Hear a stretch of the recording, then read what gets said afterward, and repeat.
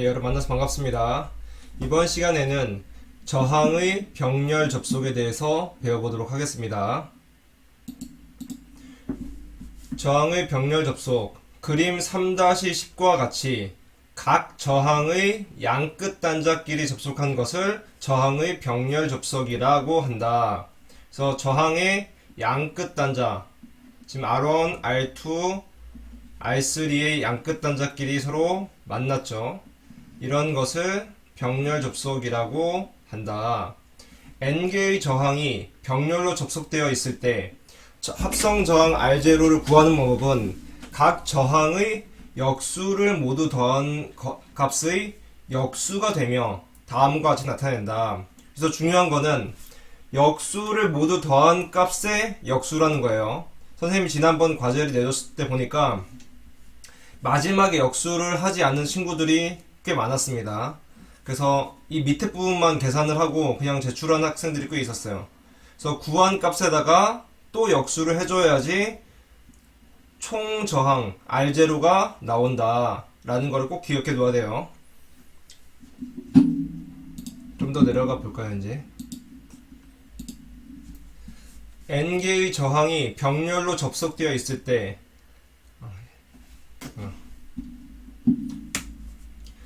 저항이 병렬로 접속되어 있을 때 각 저항에 걸리는 전압은 모두 같다. 이게 중요한 말입니다. 저항이 병렬로 접속되어 있을 때 각 저항에 걸리는 전압은 모두 같다. 이거 중요한 내용이에요. 즉 지금 보면은 이 전압이 원이 있고 그 다음에 R1, R2, R3가 있죠. 즉 R1, R2, R3 그리고 전원 4개가 모두 양끝이 만나죠. 이렇게 양끝이.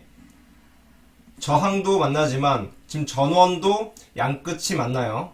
그럼 이게 모두 지금 병렬인 상태가 되는 거예요. 병렬인 상태가 됩니다. 그러면은 이 R1, R2, R3에 걸리는 전압은 전원의 전압 V와 똑같은 거예요. 그래서 R1에도 전압 V가 걸리고 R2에도 전압 V가 걸리고 R3에도 전압 V가 걸린다. 그래서 전원의 전압 V와 저항 R1에 걸리는 전압과 R2에 걸리는 전압과 R3에 걸리는 전압이 모두 같다 라는 중요한 내용이 나옵니다. 그래서 이 부분 꼭 기억을 해둬야 됩니다.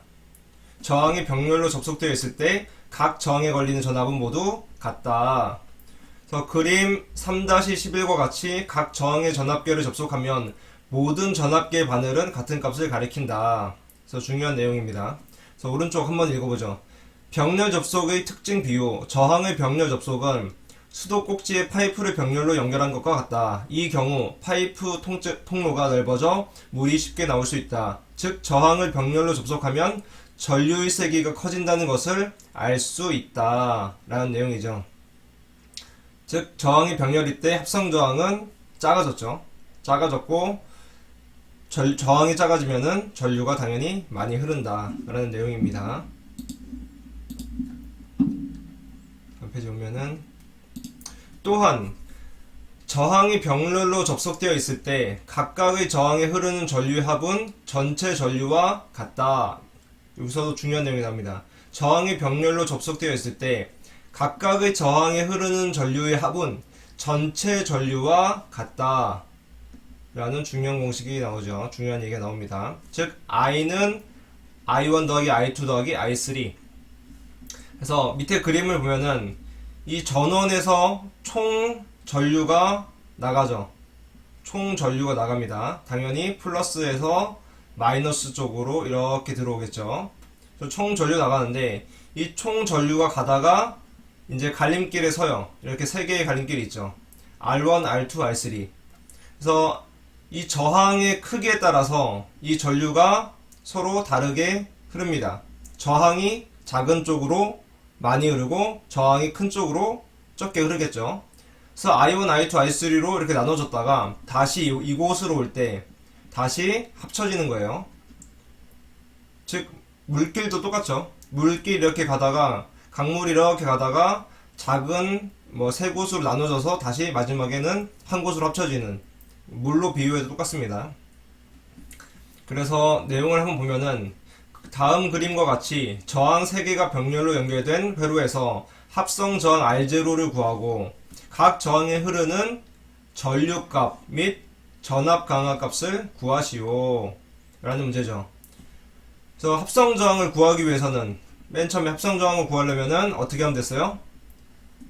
각 저항의 값을 역수해서 더해주고 이것을 다시 역수를 하면 됐죠. 그래서 R1이 몇이에요? 10분의 1 더하기 R2 20분의 1 더하기 R3가 30분의 1 해서 이거를 역수를 취해주면 된다. 그럼 이거는 분모가 60으로 똑같고 6 더하기 3 더하기 2를 하면 되죠. 6 더하기 3 더하기 분의 1 그러면은 11분의 60옴이 됩니다. 11분의 60옴 똑같죠. 11분의 60옴. 그러면은 총 전류는 어떻게 구할 수 있어요? 총 전류 I는 총 전압 즉 총 전원 나누기 총 저항이 되는 거죠. 옴의 법칙에서 배웠죠. 그래서 전압이 몇이에요 지금? 60V니까 이렇게 하면 되죠. 그러면 60은 뭐예요? 60 나누기 1 그 다음에 11분의 60 이렇게 적으면 되죠. 그래서 이렇게 곱해서 밑으로 가고 분모로 가고 이렇게 곱해서 위로 가죠. 그럼 위에는 60 곱하기 11 아래는 60 곱하기 1 해주면은 총 전류는 11A가 된다라는 내용입니다. 11A. 그래서 간혹 보면은 여기서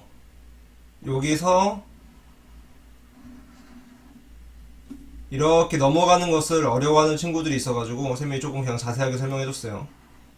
이렇게 60 나누기 11 이 경우는 이거를 이렇게 바꿔주고 그 다음에 이 부분을 해서 밑으로 그 다음에 위에 이 부분을 해서 위로 보내줘서 계산을 하면 됩니다. 그래서 지금 전류가 11A가 나왔죠. 총 전류는 11A다 라는 걸 기억해 두고 그럼 이렇게도 구할 수 있지만 각각의 가지에 흐르는 전류를 구해서 더하는 방법도 있을 거예요. 그렇게 하면은 I1은 어떻게 하면 돼요? V1 나누기 R1을 하면 되죠.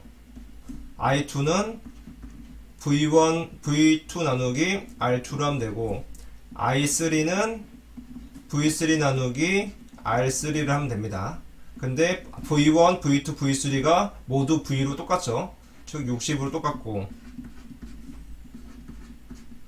그 다음에 R1은 몇이에요? 10 여기는 20 여기는 30이죠. 그러면은 6A 3A 2A가 된다. 그래서 여기 Y1은 6 I2는 3 I3는 2 합치면 몇이에요? 11A가 되죠.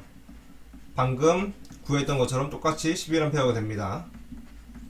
일치하죠.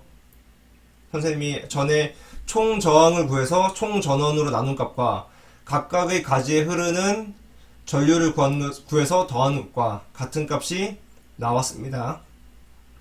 그래서 예제를 선생님과 같이 풀어봤습니다. 풀이도 한번 읽어볼까요?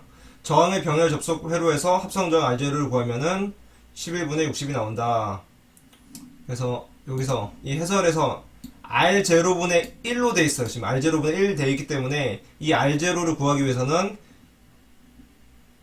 이 저항분의 1 더하기 저항분의 1 더하기 저항분의 1분의 1을 해줘야 되는 겁니다. 거기까지 꼭 해줘야 돼요. 착각하는 친구들이 있어요. 아까도 설명했지만. 그 다음에 R1, R2, R3에 걸린 전압을 V1, V2, V3라고 할 때 V는 V1, V2, V3이므로 모두 60V로 같다. 따라서 R1, R2, R3에 흐른 전류를 I1, I2, I3라고 할 때 V1은 R1, I1, V2는 R2, I2, V3는 R3, I3 이므로